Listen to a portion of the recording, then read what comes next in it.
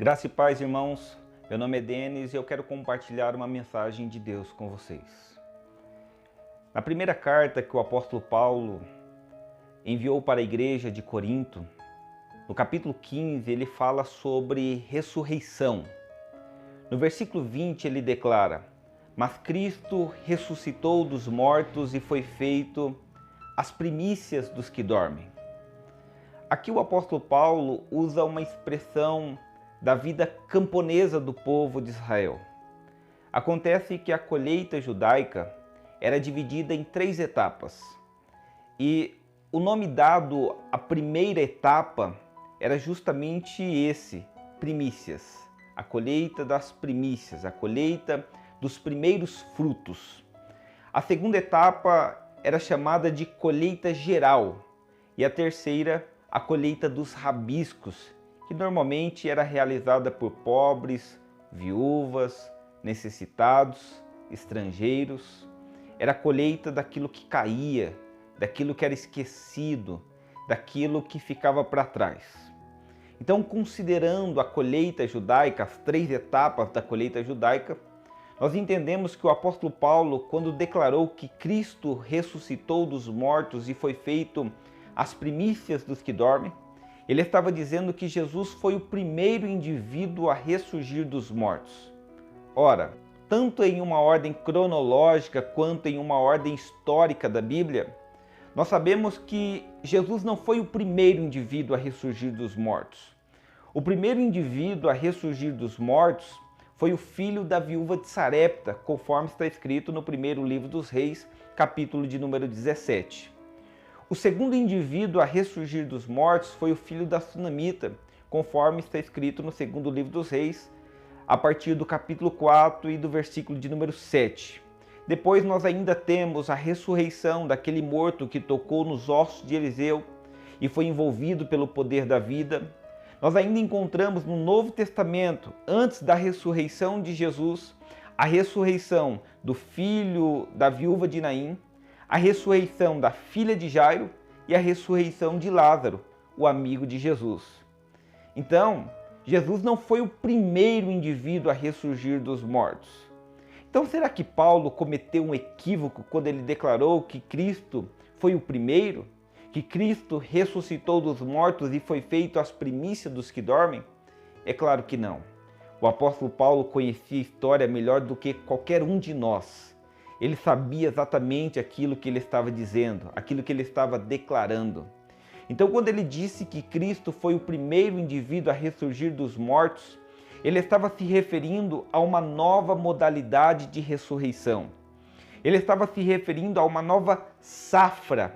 Ele estava dizendo que Jesus foi o primeiro de um tipo de ressurreição. Jesus foi o primeiro que ressuscitou dos mortos para nunca mais morrer. Jesus foi o primeiro que ressuscitou dos mortos com um corpo glorificado, que não sofre mais as intempéries do tempo, do espaço, da matéria e da morte. Ele foi o primeiro que ressuscitou para nunca mais morrer. Todos que ressurgiram antes dele tornaram a morrer. O filho da viúva de Sarepta, o primeiro indivíduo a ressurgir dos mortos na história, o primeiro indivíduo a ressurgir dos mortos, tanto em uma ordem cronológica quanto em uma ordem histórica, ele mais tarde tornou a morrer. O filho da Sunamita ressurgiu dos mortos, porém mais tarde tornou a morrer. Aquele homem que teve contato com os ossos de Eliseu e reviveu, mais tarde tornou a morrer. A filha de Jairo, ela ressurgiu, isso aos 12 anos de idade. Ela morreu, ressuscitou, porém mais tarde ela tornou a morrer. O filho da viúva de Naim, que estava ali no caixão, Jesus tocou no caixão e disse: "Levanta-te", e aquele jovem se levantou. Mais tarde ele também tornou a morrer. O próprio Lázaro, amigo de Jesus, ressurgiu dos mortos, porém mais tarde também tornou a morrer. Mas Jesus não. Jesus foi o primeiro que ressuscitou e vive para todo sempre. Aquelas mulheres foram até o sepulcro dizendo: quem há de remover a pedra? Mas quando elas olharam para o sepulcro, elas perceberam que a pedra já estava removida e sobre a pedra tinha um anjo que, olhando para elas, dizia: mulheres, por que vocês estão procurando entre os mortos aquele que está vivo? Jesus morreu. Ao terceiro dia ressuscitou e subiu para o céu. E hoje ele está à destra de Deus, intercedendo por nós.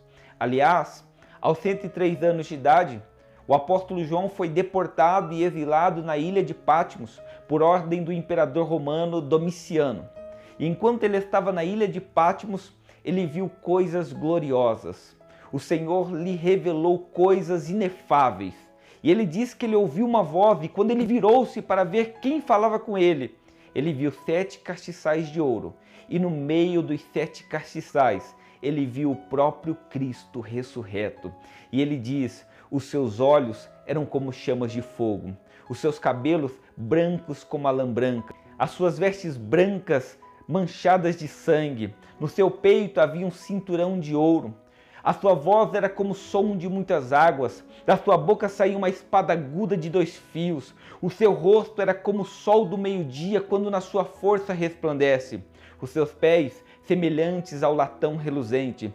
João conta: ao vê-lo eu não aguentei, caí aos seus pés como morto. Porém ele estendeu sobre mim a sua destra e disse: João, não temas, eu sou o primeiro e o último. Fui morto, mas estou vivo e tenho nas mãos as chaves da morte e do inferno. Jesus está vivo. Jesus ressuscitou. Portanto, não confunda o nosso Cristo com aquele que está no canto da sala a fim de enfeitá-la. Não confunda o Cristo que nós servimos com aquele que está pendurado em algumas igrejas. Não confunda o Cristo que nós servimos com aquele que algumas pessoas carregam no pescoço. Não confunda o Cristo que nós servimos com aquele que está lá no Rio de Janeiro.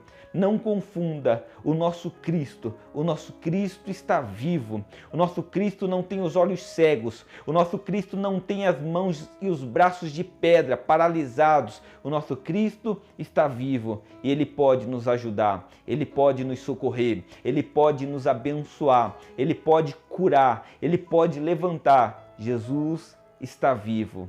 E porque Ele vive, nós podemos crer no amanhã. E porque Ele vive, nós podemos crer na ressurreição daqueles que morreram em Cristo. E porque Ele vive, nós cremos que a qualquer momento a trombeta vai soar e nós partiremos dessa terra ao encontro dEle nos ares e ficaremos para sempre com Ele. Amém? Deus abençoe os irmãos.